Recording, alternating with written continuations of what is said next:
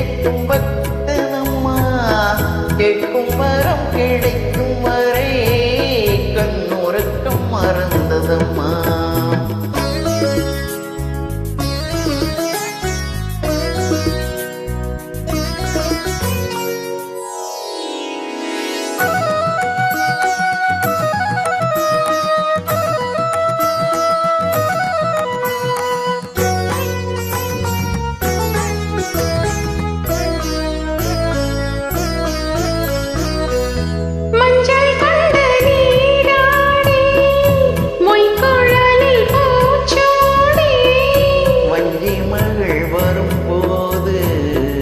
ஆசை வரும் ஒரு கோடி மஞ்சள் கொண்ட நீராடி மொய்க்குழலில் பூச்சோடி வஞ்சி மகள் வரும்போது ஆசை வரும் ஒரு கோடி.